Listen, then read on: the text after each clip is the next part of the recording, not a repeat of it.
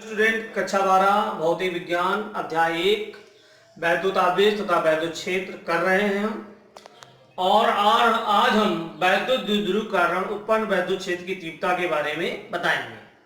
तो वैद्युत द्विध्रुवीकरण उत्पन्न वैद्युत क्षेत्र की तीव्रताएं में दो स्थितियां बनती हैं। पहली है अक्षीय स्थिति और दूसरी है निरक्षीय स्थिति। तो पहली स्थिति आज पढ़ रहे हैं। वैद्युत द्विध्रुव की अक्षीय स्थिति में किसी बिंदु पर वैद्युत क्षेत्र की तीव्रता के लिए व्यंजक प्राप्त करना। ठीक है, वैद्युत द्विध्रुव की अक्षीय स्थिति में किसी बिंदु पर वैद्युत क्षेत्र की तीव्रता कैसे निकालेंगे?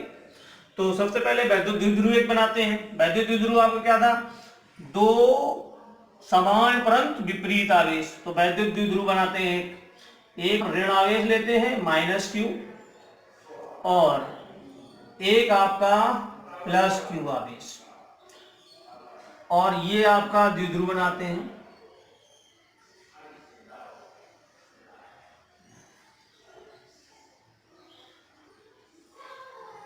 वैद्युत द्विध्रुव, ठीक है, ये एक दूसरे से अल्प दूरी पर स्थित होते हैं। बताया था दूरी इनकी कितनी थी? 2l थी। अगर हम यहाँ पे इनके मध्य बिंदु ले लें, मध्य बिंदु O है, ये द्विध्रुव A और B ले लेते हैं। तो ये आपकी यहां से यहां तक की दूरी कितनी हो जाएगी? L, और O से B तक की दूरी कितनी हो जाएगी? L। कुल दूरी -q से +q तक 2l। ठीक, अक्षीय स्थिति की बात करते हैं। अक्ष इधर चले तो ये अक्षीय स्थिति होगी और इधर चले तो ये अक्षीय स्थिति होगी। तो यहां पर हम मान लेते हैं बिंदु O से, मध्य बिंदु O से एक r दूरी पर एक बिंदु P ले लेते हैं। ठीक है, अब इस बिंदु पर हमें वैद्युत क्षेत्र की तीव्रता ज्ञात करनी है। इस बिंदु P पर हम मान लेते हैं, इस बिंदु P पर एक परीक्षण आवेश रखा हुआ है। परीक्षण आवेश क्या होता है? +q0।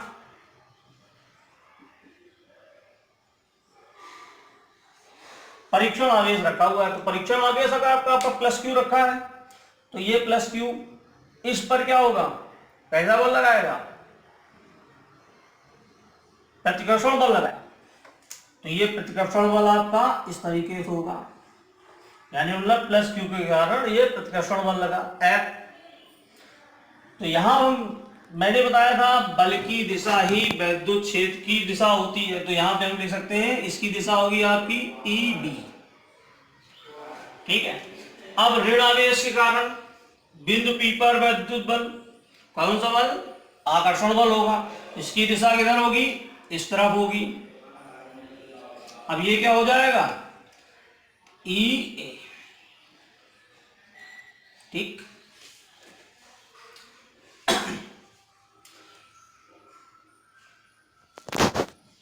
अब यहां से अगर हम यहां देखें, इस बिंदु से इस बिंदु की दूरी, बिंदु B से बिंदु P तक की दूरी क्या हो जाएगी?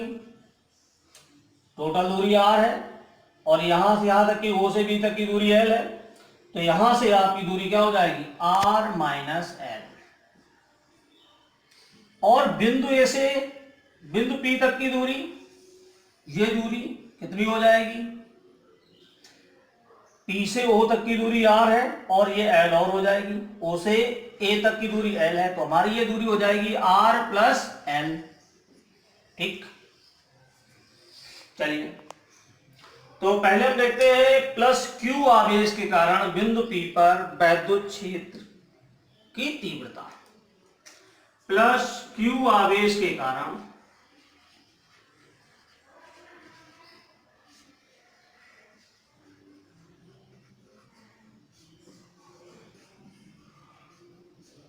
बिंदु P पर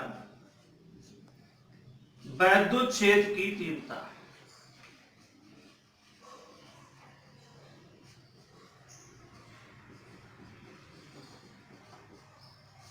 वैद्युत क्षेत्र की तीव्रता क्या होगी?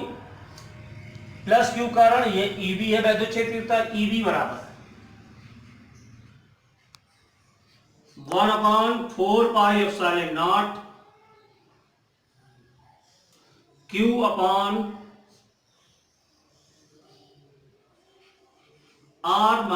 l का होल स्क्वायर।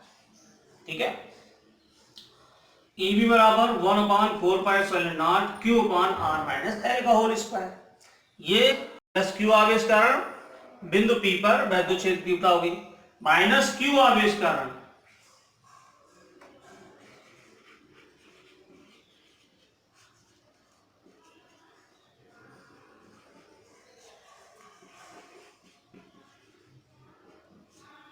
बिंदु P पर वैद्युत क्षेत्र की तीव्रता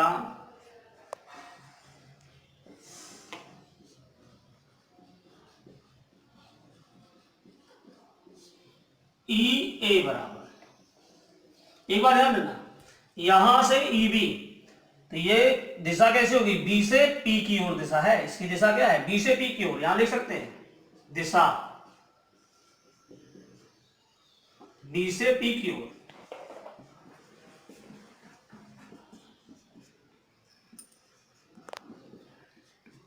ठीक है, यहां EA बराबर क्या हो जाएगा, 1/4πε0 Q अपान दूरी क्या है R+L, R+L का होल स्क्वायर। यहां पे दिशा क्या हो जाएगी, P से A की ओर।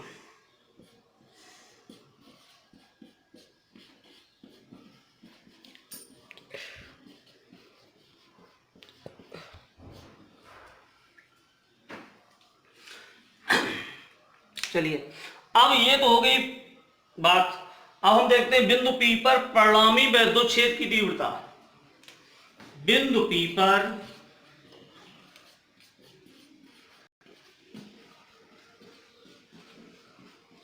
परिणामी वैद्युत क्षेत्र की तीव्रता, देखो यहां पे हम यहां देख रहे हैं वैद्युत क्षेत्र तीव्रता बिंदु प्लस Q कारण EB है और माइनस Q कारण E है। दोनों क्या है, एक ही रेखा पर, एक ही दिशा में, एक ही रेखा पर लेकिन विपरीत दिशाओं में है। ठीक है, अनुदिश है पर विपरीत दिशाओं में है।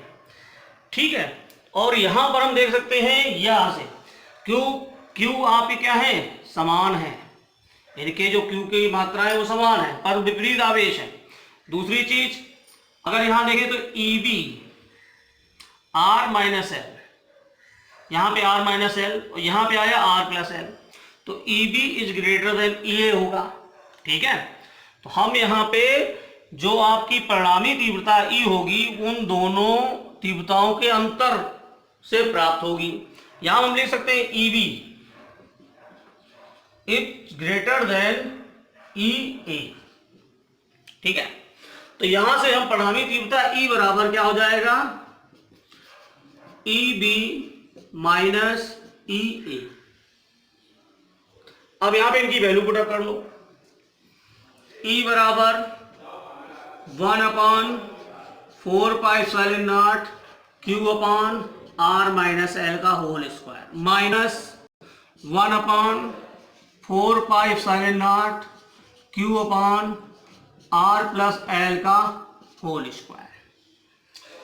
देखो देखिए 1/4πε0 कॉमन हो जाएगा, Q भी कॉमन हो जाएगा, तो यहां से हमारा आ जाएगा E बराबर, यहां लिख लेते हैं Q अपान 4πε0 और आपका यहां बचा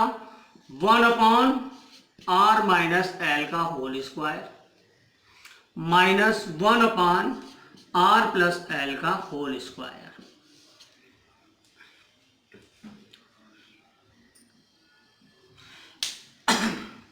ठीक है, अब यहां पे क्या करेंगे, हम एलसीएम लेंगे। E बराबर Q अपान 4πε0 और एलसीएम हमारा क्या हो जाएगा, R-L का होल स्क्वायर और R+L का होल स्क्वायर। ठीक है, अब यहां पे क्या हो जाएगा, R+L का होल स्क्वायर यहां, R-L का स्क्वायर यहां, तो यह आपका हो जाएगा R+L का होल स्क्वायर माइनस R-L का होल स्क्वायर। ये ब्रैकेट को।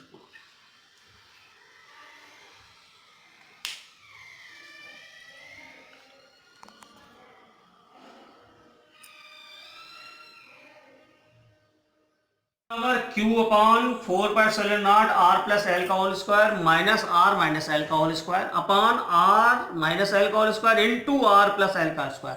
यहां पे हम क्या करेंगे, ऊपर में Q अपॉन 4/0 ऐसे लिख लेंगे और आप ऊपर क्या है A प्लस बी का होल स्क्वायर फॉर्मूला खोल देंगे। A प्लस बी का होल स्क्वायर क्या होता था, A स्क्वायर मतलब R square plus L square plus 2RL। यहाँ पे माइनस लगा लेंगे, ये आपका होगा A माइनस बी का फॉर्मूला खुलेगा R square plus L square minus 2RL upon में अगर हम इस दोनों को ऐसे लिख दें R माइनस एल और R प्लस एल पूरे का होल स्क्वायर कर देते हैं। ठीक है, अब देखिए यहाँ पे Q अपॉन 4/0 ऊपर आपका R square plus L square plus 2RL minus, ये ब्रैकेट ओपन करेंगे, माइनस का R स्क्वायर माइनस का एल स्क्वायर प्लस का 2RL। नीचे देखिए R minus L R plus L, A minus B A plus B, A plus B A minus B formula बनता है A square minus B square. तो नीचे आपका formula बन गया क्या, R square minus L square और इसका ये होल स्क्वायर। ठीक है, ऊपर R स्क्वायर से R square cancel, L square से एल स्क्वायर कैंसिल, ये प्लस का है और ये माइनस का है, ये प्लस का है और ये माइनस का है। हमारा बचा क्या 2RL और प्लस 2RL। तो ऊपर हमारा क्या हो जाएगा Q अपॉन 4/0 आपका हो जाएगा ऊपर 4RL upon R square minus L square का होल स्क्वायर। ठीक है, E बराबर 1/4/0, इसको लिख देंगे हम क्या 2 बाहर कर लेंगे और ये Q L एक साथ लिख देंगे और इनटू में 2R ये लिख दिया अपान में आपका R square minus L square का होल स्क्वायर। हमने पीछे पढ़ा था R 2QL क्या था, वैद्युत द्विध्रुव आघूर्ण था, वैद्युत द्विध्रुव आघूर्ण। चूंकि P बराबर 2QL वैद्युत द्विध्रुव आघूर्ण। ठीक है, तो यहां पर हम क्या करेंगे, P की वैल्यू यहां पुट अप कर लेंगे तो आपका हो जाएगा E बराबर 1/4/0, यह आपका P हो गया 2PR upon R square minus L square का होल स्क्वायर। एक चीज देखते हैं आप, R स्क्वायर और एल स्क्वायर, यहां पे R जो है ग्रेटर देन है L से और R square greater than L square, R square L square से और अधिक होगा। यहां पर हम क्या करते हैं एल स्क्वायर को R की सापेक्ष नगण्य मान लेते हैं, यहां पर हम एल स्क्वायर का उपेक्षा करते हैं, एल स्क्वायर की उपेक्षा करने पर नगण्य मान लेंगे मतलब छोड़ देंगे एल स्क्वायर को। ठीक है, तो हमारा ये आ जाएगा E बराबर 1/4/0 2PR अपॉन R स्क्वायर का होल स्क्वायर। अब यहां पर आ जाएगा 1/4/0 2PR, ये हो जाएगा R की पावर 4, एक R आप कैंसिल हो गया, नीचे क्या बचा E बराबर 1/4/0 2P upon R cube.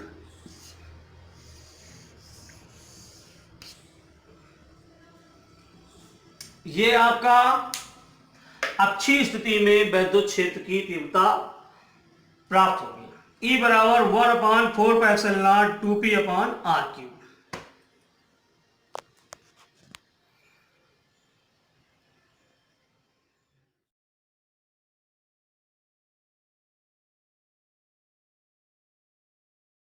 Hello students, कक्षा 12 फिजिक्स अध्याय 1 वैद्युत आवेश तथा वैद्युत क्षेत्र इस समय हम कर रहे हैं। और आज हम आपको वैद्युत द्विध्रुव की निरक्षीय रेखा पर स्थित बिंदु पर वैद्युत क्षेत्र की तीव्रता ज्ञात करना सिखाएंगे।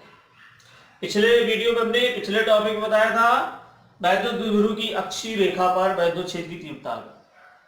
आज हमारा टॉपिक है निरक्षीय रेखा पर स्थित बिंदु पर वैद्युत क्षेत्र की तीव्रता। तो वैद्युत द्विध्रुव, इसके लिए हमें क्या करना है, एक वैद्युत द्विध्रुव बनाते हैं, दो विपरीत -q और +q आवेश लेते हैं।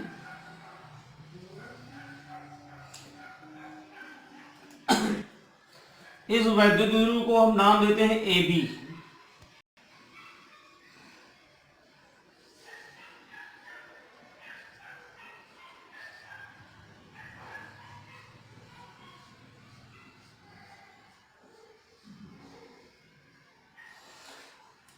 अब वैद्युत द्विध्रुव की निरक्षीय रेखा पर तो मान लेते हैं इसके मध्य बिंदु से यहां पर कोई बिंदु P मान लेते हैं।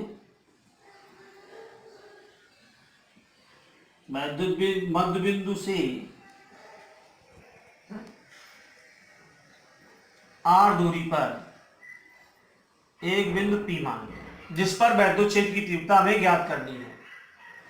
अब यहां से O से A तक की दूरी क्या हो जाएगी, ये दूरी आपकी L हो जाएगी, और O से B तक की दूरी भी आपकी L हो जाएगी।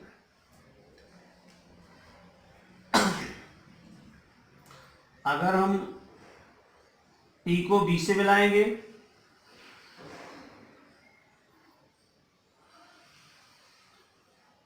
और A को P से मिलाएंगे, ठीक है, तो यहां पर हम मान लेते हैं माना P पर परीक्षण आवेश रखा हुआ है,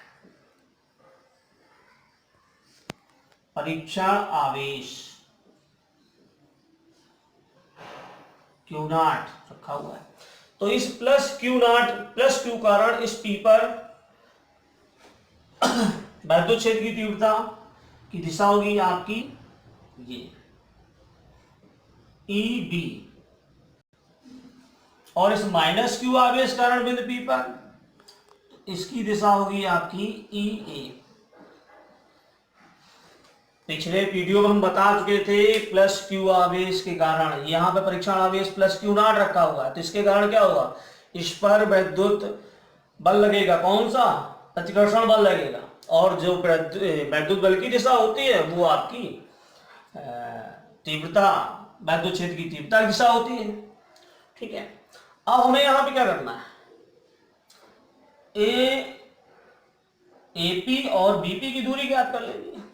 ये आपका एंगल 90 हो गया।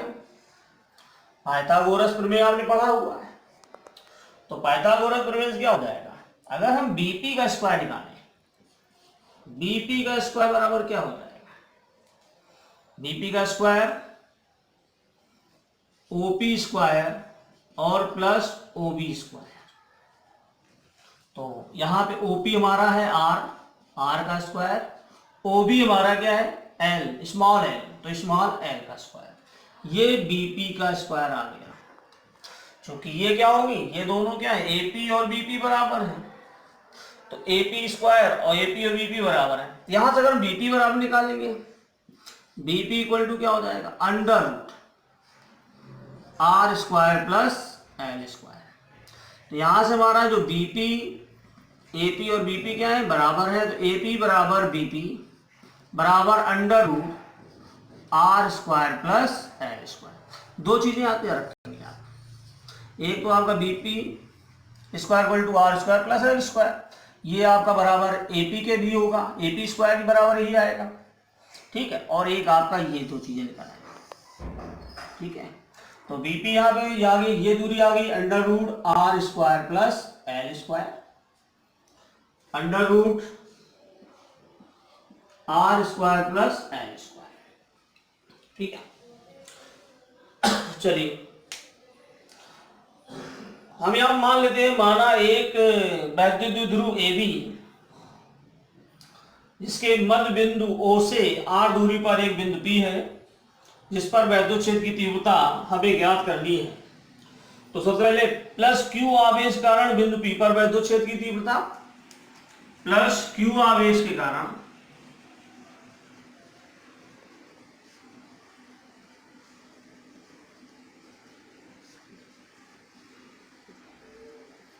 बिंदु P पर वैद्युत क्षेत्र की तीव्रता। तो यहां से आप वैद्युत क्षेत्र की तीव्रता EB बराबर क्या हो जाएगा, 1/4 pi epsilon not Q upon BP का स्क्वायर। और BP का स्क्वायर आपका है क्या, BP का स्क्वायर आपका यहां निकाला गया है R square plus L square. तो ये हमारा क्या हो जाएगा, EB बराबर 1/4 pi epsilon not Q upon R square plus L square. ये इसकी दिशा देखिए क्या है, B से P की ओर।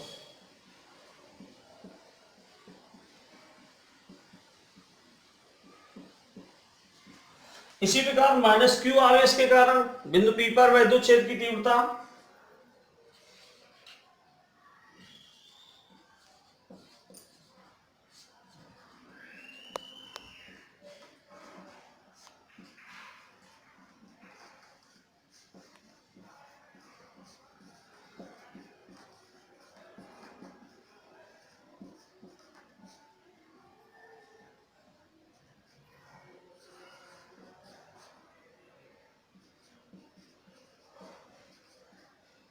माइनस Q आवेश के कारण बिंदु P पर वैद्युत क्षेत्र की तीव्रता क्या हो जाएगा, EA equal 1/4 pi epsilon not Q upon, और ये माइनस Q से और P की दूरी क्या है आपकी AP स्क्वायर।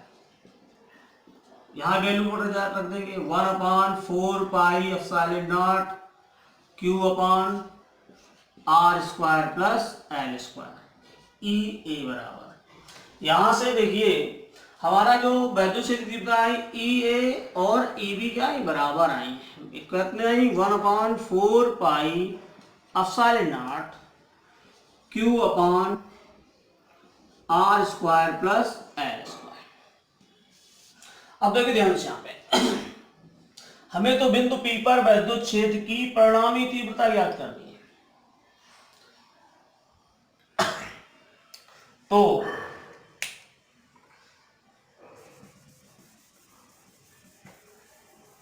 परिणामी तीव्रता दी है, आपने प्रक्षेप पढ़ा था, अगर हम यहां पर ये एंगल मान लेते हैं थीटा, अगर हम यहां से ये देखें, अगर हम यहां किसी पिंड को u वेग से फेंका जाता है और वो क्षैतिज के साथ थीटा कोण बनाता है, u वेग से फेंकते हैं, तो अगर हम इसको ऐसे मिला दें तो ये हो गया क्षैतिज तल, और ये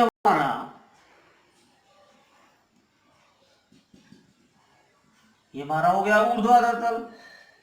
तो यहां हम निकालते थे ux को क्या लिखते थे, u cos थीटा, क्षैतिज घटक हो गया, और ये हो गया uy बराबर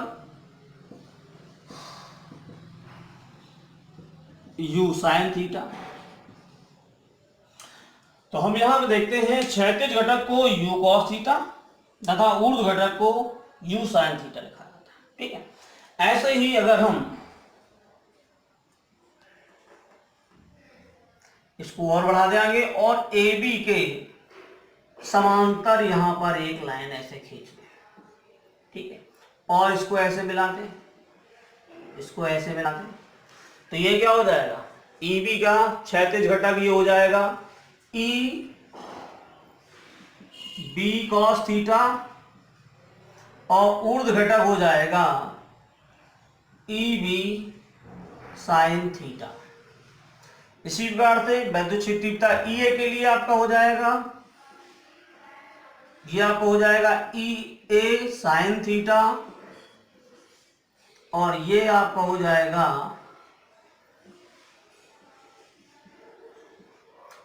ई ए कॉस थीटा। ठीक है,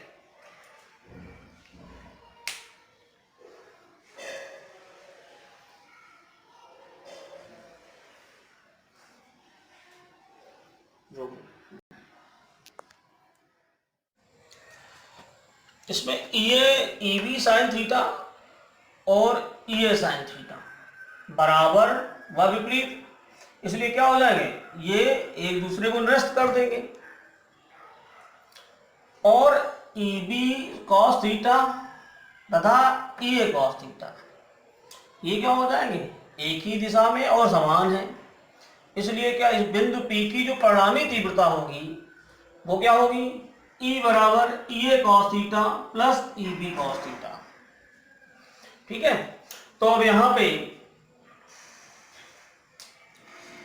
ई ए तथा ई बी की वैल्यू पुटअप कर देंगे।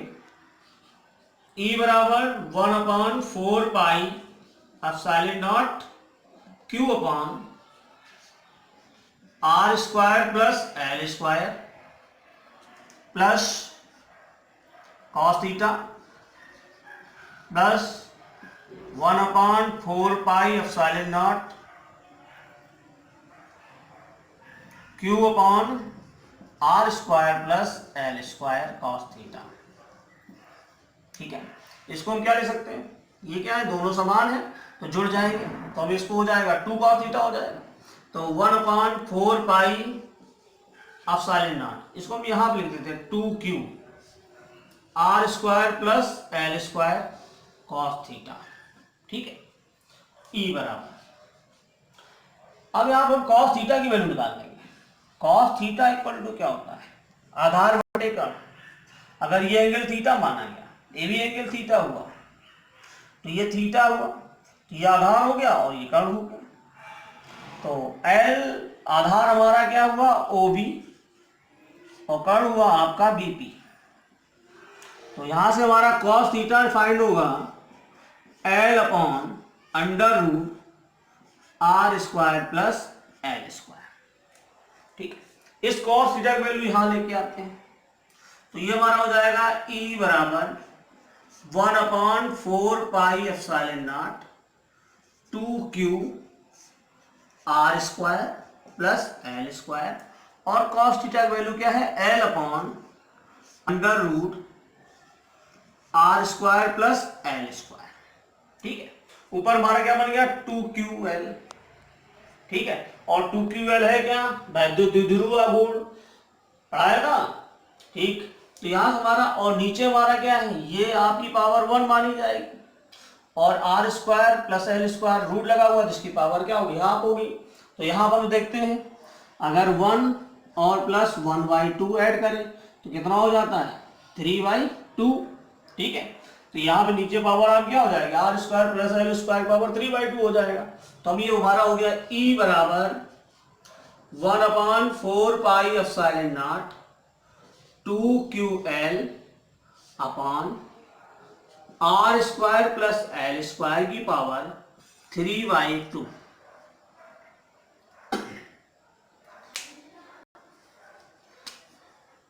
चूंकि मैंने बताया था P बराबर क्या होता है, 2QL। 2QL होता है वैद्युत द्विध्रुव आघूर्ण। P बराबर, तो यहाँ वैल्यू अब PE बराबर हमारा क्या हो जाएगा, 1/4 pi epsilon nought P upon R square plus L square की पावर 3/2। ठीक है, ये आपकी क्वेश्चन आई।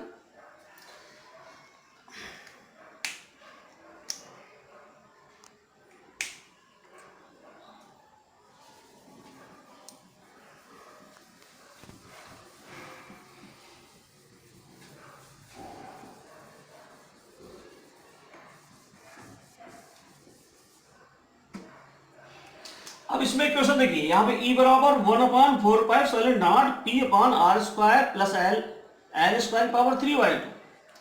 और हमने जो L है वो R की अपेक्षा बहुत छोटा है। L क्या है, लेस देन R, और L स्क्वायर क्या होगा, लेस देन R स्क्वायर। हम यहाँ क्या कर देंगे, L को R की अपेक्षा नगण्य मानते हैं, नगण्य मानते L की L स्क्वायर को उपेक्षा कर देते हैं। L स्क्वायर की उपेक्षा करने पर, जब L स्क्वायर की उपेक्षा करेंगे तो हमारे पास यहाँ क्या बचा, E बराबर 1/4πε0 और आपका P/r² की पावर 3/2। यहां से E बराबर 1/4πε0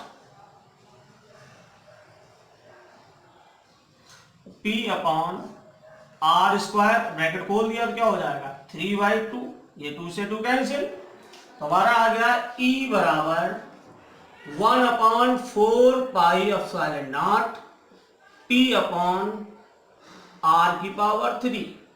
ये आपका आ गया निरक्षी स्थिति में वैद्युत क्षेत्र की तीव्रता, और E का मात्रा न्यूटन प्रति कूलम।